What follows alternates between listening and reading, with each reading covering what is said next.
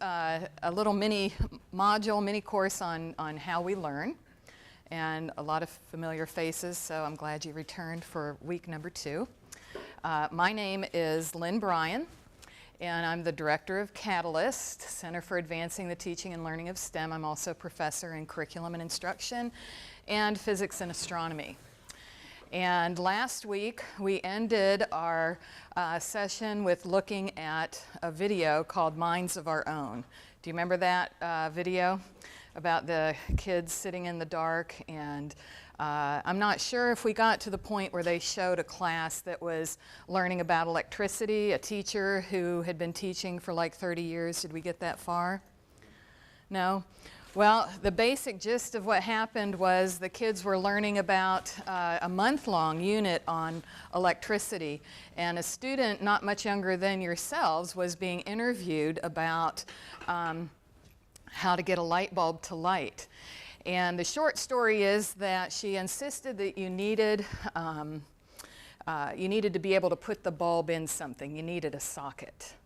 And so the interviewer was probing her, because she's had a month of instruction on electricity, probing her about whether she really needed to have that socket or not, and asked her, did she think if she just had a battery, a bulb, and a wire, much like you guys had last week, would she be able to light the bulb? And she was, pretty suspect about being able to get it to light, but she would try anyway. And so she did. And guess what? She got it to light, okay? And she didn't need a socket.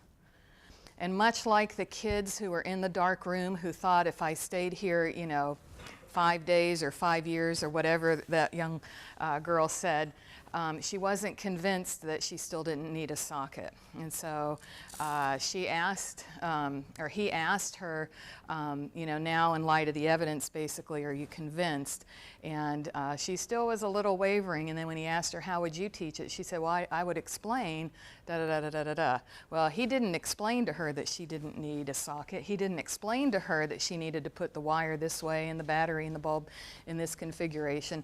She did that as part of the activity to learn. So the point of what you saw last week is the basis of what we're going to finish up with today, okay? And just had a quick question from what you saw the video. What do you think some of the big messages were? What were some of the things that really struck you about what you watched? Usually everybody's struck by the MIT graduates not being able to, take a battery bulb and wire and light it. What struck you? I think what struck me was how, not necessarily unwilling, but more like unconsciously willing, like the girl and the boy were, when they were submerged in darkness, to truly accept that it was possible to be able to have no light and not be able to eventually see. Mm-hmm. Even after seeing that with their own eyes, so to speak. So that kind of was interesting to me. Okay, how about you? I was kind of shocked by the girl when she was basically told how it would work to light the light bulb, and when she was asked right before she was going to do it, do you think it'll work? And then she goes, I think it's totally wrong. There's no way it'll work. And then she made it happen, and she's like, oh, well, maybe it does. Yeah. So what does that say about our ideas? Both of these observations, what does it say about the ideas that we bring to the learning experience? They're pretty strong. Okay, and so that's one of the big tenets we're going to talk about today. Okay.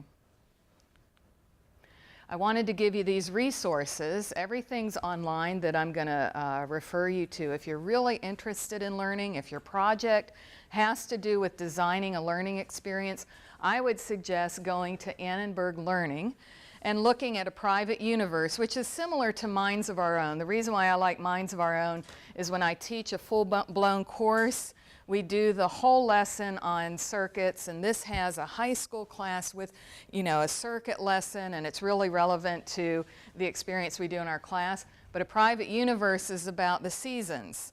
And it's the same type of beginning, but this is at Harvard. And so you can imagine they give them, some styrofoam balls or something. They ask them, how do we have seasons? And nobody can answer the question correctly, despite having a degree from Harvard. And then it goes into really much more about how strong our ideas are coming to instruction and what the implications are for learning. They're all video on demand, so you can watch them right on your computer. And I think Private Universe is about a half an hour, and Minds of Our Own is an hour. If you work with a team, and this is important to your team, designing learning experiences, I'd suggest sharing it with your team members. And then in terms of books, these two books are free downloadable books from National Academy Press. You can go to the National Academy Press website, type in part of the title, and it'll come up. They do ask for your email. They don't send, at least I don't get a bunch of spam. Maybe it's filtered out with my junk mail. But they want to know why are you a student or using this in a class, things like that. But they are free PDFs that you can download to your computer, and it has a lot more information than we'd ever be able to talk about. It has references for research, because there's decades of research that support what I'm going to be sharing with you today. So I suggest if there were two things, even just one of these. One is science specific. I'm in science, so that's why it appeals to me. And then one is just learning in general, and it's not domain specific. So either one of those would be a good resource. Is there a way that I could put this PowerPoint somewhere? Do they have like a resource website for EPICS or anything like that? I can. Okay. And then if somebody wants the whole PowerPoint, they can have that, so you don't have to take notes if you're inclined to take notes. So today I'm just going to briefly talk about some tenets for learning and what that means for instruction, and how you might plan, if you're doing a project that involves learning, how you might plan that learning experience. And then I think we'll have time at the end for some questions, maybe a lot of time at the end depending on how much you want to participate. But the first basic tenet is the one that we talked about with the video, a real powerful message, but it's a message that's often not really considered, especially the older we get in our education, the less this seems to be taken into account. The fact that human beings come to a learning experience with prior knowledge, skills, beliefs, and concepts that significantly influence what and how they learn.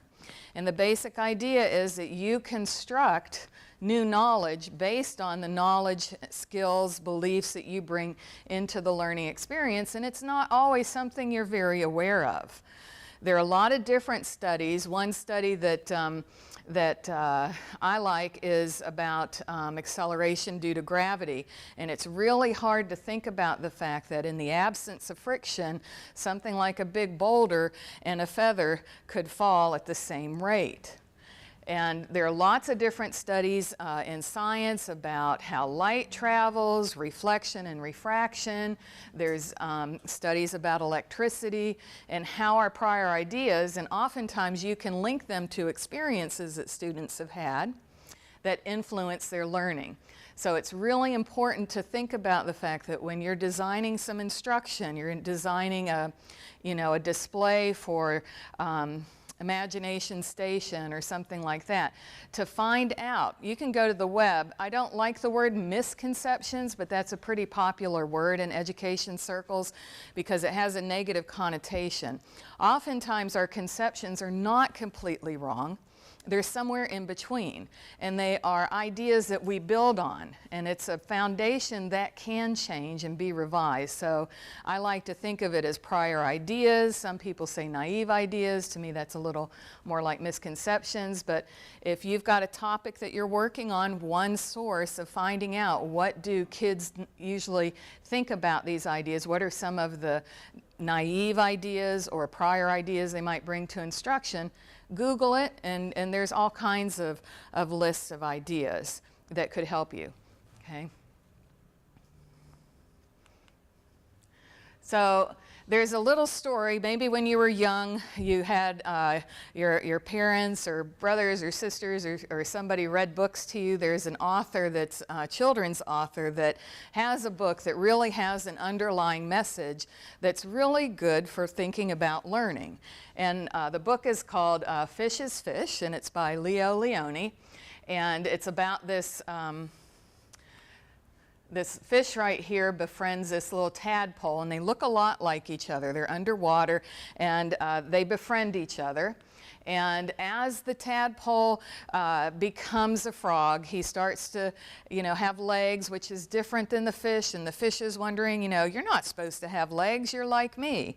And the frog wants to go and see what life is like on ground, because the fish can't go up there. They want to explore the ground, they want to explore the land, but they're limited to the water. So the frog says, I'll go up and I'll see what's going on up in the land. He comes back, and then the rest of the story is recounting what the frog has seen on land. And you can see in these pictures here, this is what the fish is imagining. Okay, so when the frog describes a bird with the feathers and a beak, and he describes a human being with a coat and a hat, this is what the fish is imagining they look like. Okay? And this is sort of how we come to learning experiences. We anchor it in things that we know, or experiences that we have, or skills that we've developed. And that's the lens oftentimes that we see things through.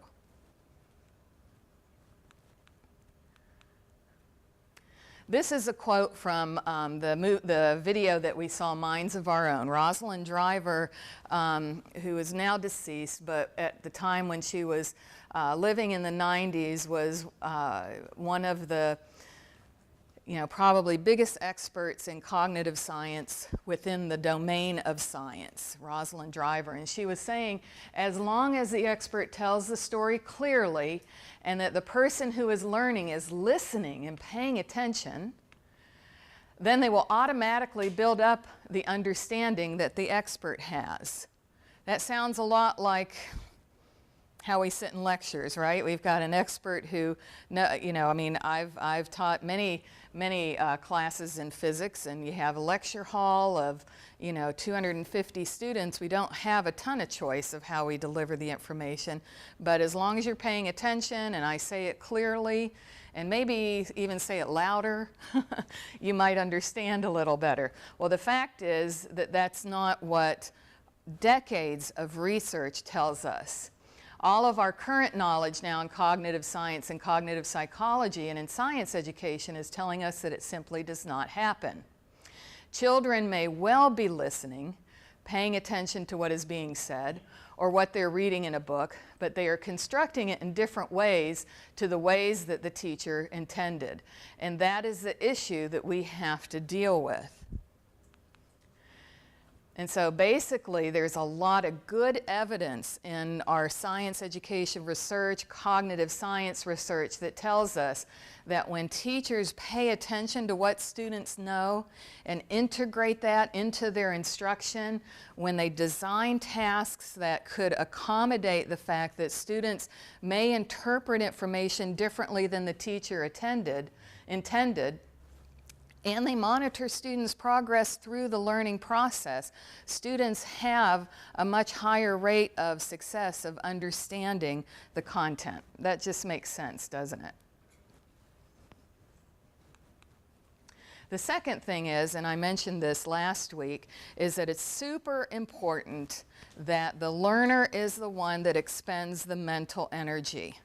Okay, so when I'm teaching physics, if I put up a lot of nice slides and I work through a problem for you and you follow along and it makes complete sense to you while I'm doing it, who has spent most of the mental energy, expended most of the mental energy in this situation? Me. Okay? I've put it all together. I'm telling you my thought process.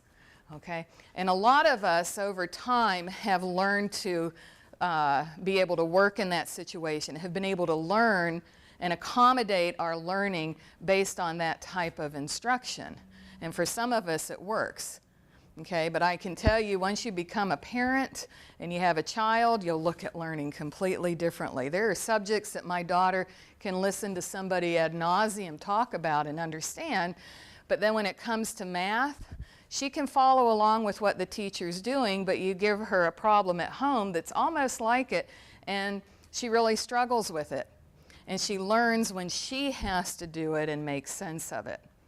Again, that's a little bit intuitive, okay? But it's something that needs to be made explicit. So people, the reason why is you need to know when you understand and when you need to know more information. So this idea that we come into a learning experience with prior knowledge, it's good for the teacher to know that knowledge, to be able to plan instruction, but she needs, or he needs, to design experiences where you become aware of what you know and what you don't know. Okay, and a lot of times when we're just telling you the information, you're just processing what it is. You're also thinking about, you know, what's going to be for lunch in the next half hour because I'm so hungry, or how much homework you have, or the date you had last night, or the, you know, basketball game tonight. Is it going to be, I don't know, are they on a 10-game or 11-game winning streak right now? Are they going to win again? You know, so you're thinking about all these other things while you're making sense of what the teacher's talking about. You need to have experiences where you can understand and recognize that you need more information. On campus, we have this big initiative called active learning. And so there are lots of professors on campus who are interested in this, and how can we transform, especially in the large lecture situations and classes that are huge on campus, how can we engage students more with the thinking rather than doing the thinking for them and just laying it out all nicely? Because what that really results in a lot of times, guys, is you memorize stuff, and you memorize a lot of algorithms. And so you know to do this step, and then this step, and then this step. And then when you have something that's just slightly different that doesn't fit that mold, okay, all of a sudden it's really challenging. And they didn't teach me that. They didn't teach me how to do that. That wasn't in part of our lectures, right? That's not in the book. And finally, the third, there's 3 tenets I wanted to talk with you about today. To develop competence in an area of inquiry, the learner must do 3 things. Okay, to develop competence. So this is based on research with experts versus novices. A lot of novice expert research. You need to have a deep foundation of the factual knowledge. Okay, so facts do have a role in learning. Okay, and you need to understand the facts, but the facts alone disconnected aren't meaningful. You need to have facts and ideas in a context of a conceptual framework, so that they need to make sense in a particular context to you. Okay, and let me give you an example of something that I've worked on over the years with students in high school. They do thermodynamics in chemistry, and then they do thermodynamics in physics. Okay, and the context of each is a little bit different. And they learn it just for whatever facts they get, and they don't understand that it's part of a bigger picture, that the thermo in chemistry is basically the same thermo in physics. We might be talking about different scales, we might be approaching it differently, but the facts are basically the same. We just have it in 2 different contexts. Okay, and so we have to help students understand the science or the math or the history, the language in a particular context. And then that conceptual knowledge needs to be organized. Okay, it can't just be discrete facts, and that's what's a lot of times the problem with memorizing so much. You're just memorizing discrete facts that you can recognize on a multiple choice test, right? You know, is it A, B, or C? And you don't see how they're all connected, okay? I could ask you right now, and what I do in some of my classes at the beginning of the semester, if I'm teaching like high school physics teachers, I'll have them take out a sheet of paper at the beginning of the semester, and I'll have them draw just a map of physics. And so a lot of people know a lot of topics in physics, but they don't necessarily know how they're all connected together. And that's what this is. And so we need to teach in a way that helps students see the interconnectedness of ideas and how one builds on each other.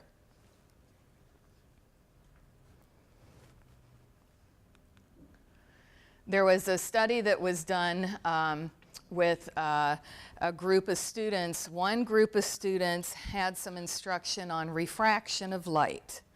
And so they had some interactive types of activities where they learned about what happens when we look in water. Have you ever put a pencil in water and it looks like it's bent, all that kind of stuff. And then we had a group of students, the study had a group of students where they learned how to play darts, but nothing about water. And so the first time that they played darts, each group played in the same pool, and they did about equally as well. Okay, the first group had some knowledge of refraction, had some ideas about what was going on. The second group, after a lot of practice, could get good at darts. And then they changed the size of the depth of the pool. They changed the depth of the pool, which would change how much they would see distortion. And the group that had instruction on refraction did better than the group that just learned to play darts by trial and error. Okay. So what does this mean for planning learning experiences? So I'm not sure what your projects are. How many of you are planning some kind of learning experience for the community, some kind of display or something where students are intended to learn something? So I just wanted to bring this down to real practical nuts and bolts. I have these for such a short amount of time. If you were in my methods class, we would be going through an extensive planning of a lesson. You would teach the lesson. You would collect some data from your students to analyze their ideas. Before the lesson even occurs, you would be interviewing the students. But what can I give you to take away in order to help you design some of your instruction? I'm gonna talk with you about making a grid and planning instruction based on these ideas.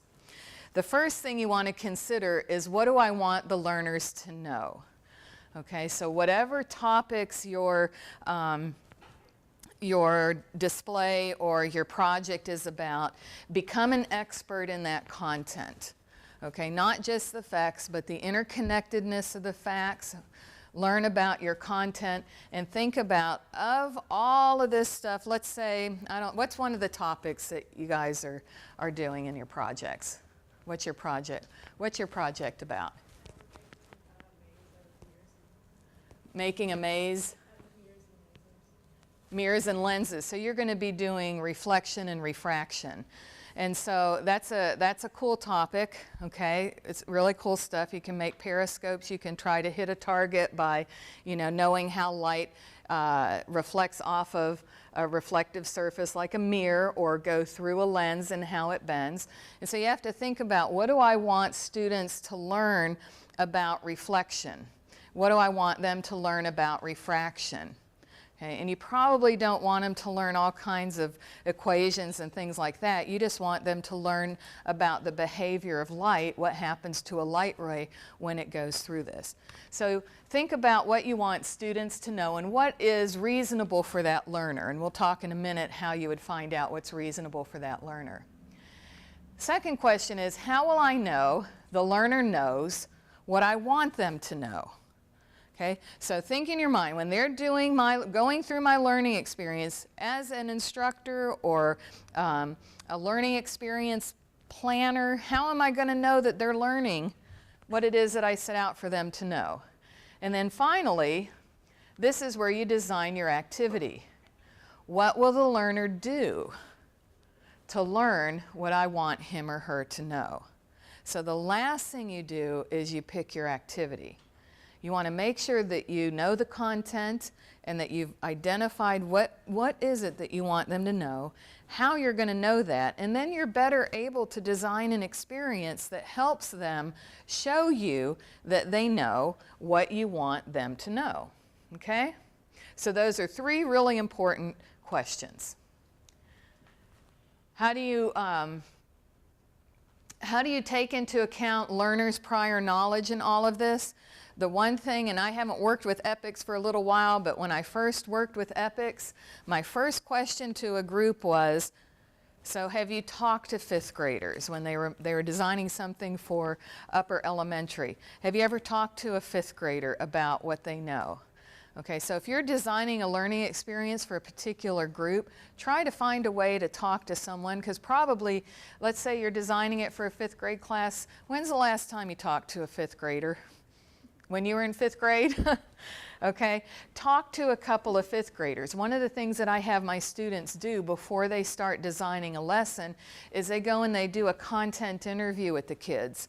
Not to see what they don't know necessarily, but to see how they explain things. Because we really do have a lot of ideas about stuff. We may not be sure about it, but we do have a lot of explanations in our heads. And young kids will tell you a lot of things. Right now I'm doing a study in a kindergarten classroom. Because we believe, my research team and I believe, that young children have the capacity to learn with models things that some researchers in the past have said that they can't. So for example, a lot of our research previously said that students that young can't understand that things at the macro scale, like tables and chairs and water, are made up of smaller particles, okay, molecules and atoms. We don't call it that with kids. So a lot of instruction in the 90s was designed with solids and liquids, because you can see them. And it was just the macro characteristics, that liquids take the shape of their container, that you put a solid in a container, it doesn't change its shape, and so on and so forth. And they left off gases because they thought that's too complex, you can't see gases. Well, more recent research has started to suggest that these sort of broad generalizations that young children can't understand abstract ideas is just not true. But the way that we find out what kids know is we do interviews. So before we even start the study, I have for the last week and a half been around so many little boogie noses asking them what they think about solids, liquids, and gases, giving them some pictures, having them identify what they think, giving some explanations about, I don't use the word evaporation, but that's what we're seeing if they can understand evaporation.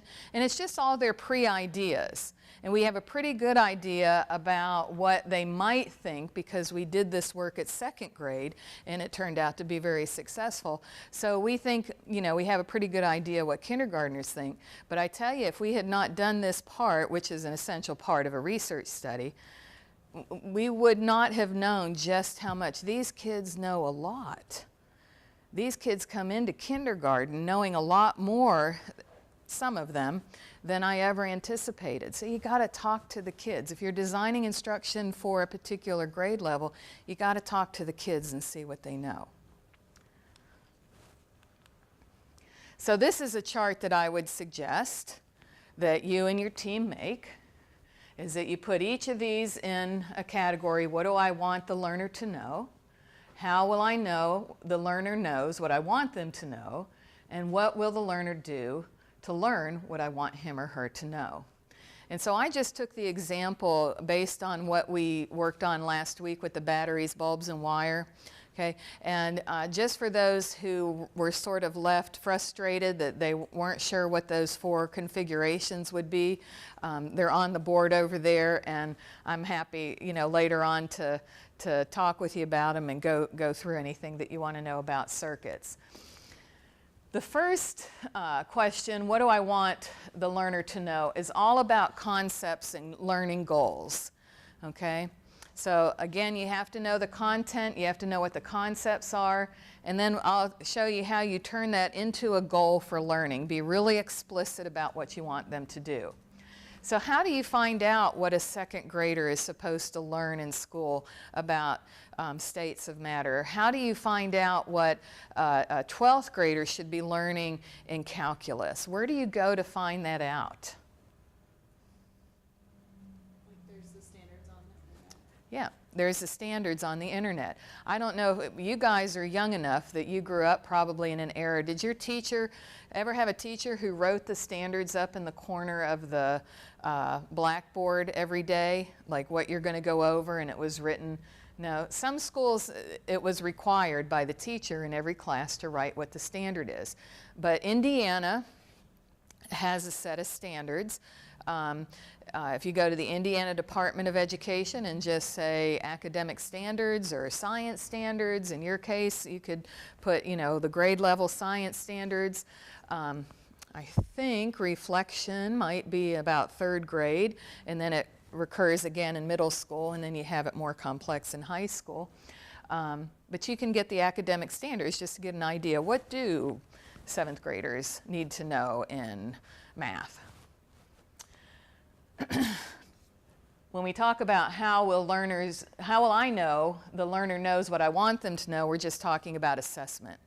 So what is it that they're going to do that's going to show you that they know? Are they going to fill out something? Are they going to do a worksheet? Are they going to tell you verbally? Are they going to build something? What evidence will you have, and how will you get that?